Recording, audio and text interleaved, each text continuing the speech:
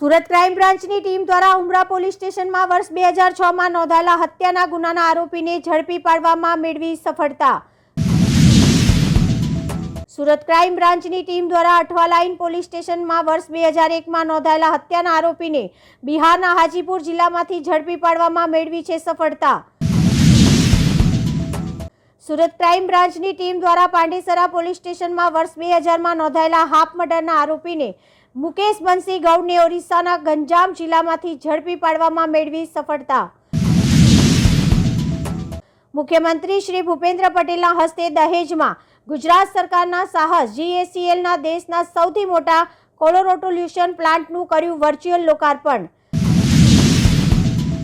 આજે સુરત સહિત દેશભરમાં રમજાન ઈદની ઉજવણીના ઉપલક્ષમાં મુસ્લિમ બિરાદરોએ સુરતના રાંદેર ઈદગાહ મેદાન ખાતે નમાઝ અદા કરી એકબીજાને ગળે લગાવી ઈદની આપી શુભકામના।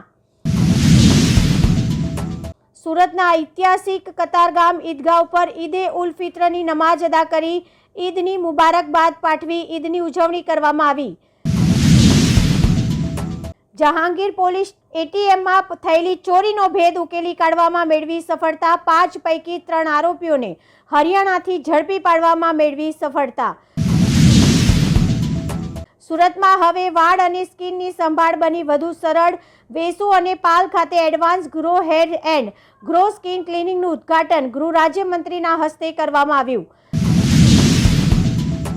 બેસ્તાન વિસ્તારમાં શિક્ષકને ડિજિટલ એસ્ટેટ કરી ₹20 લાખ પડાવી લેવાના મામલે Surat cyber crime cell police દ્વારા 2 આરોપીઓને ઝડપી પાડવામાં મેળવી સફળતા। સિદ્ધપુરમાં પશુ ચોરીમાં પકડાયેલા આરોપીઓનું રિકન્સ્ટ્રક્શન કરવામાં આવ્યું હતું અને પશુ ચોરીના આરોપીઓનું જાહેરમાં સરઘસ કાઢવામાં આવ્યું હતું।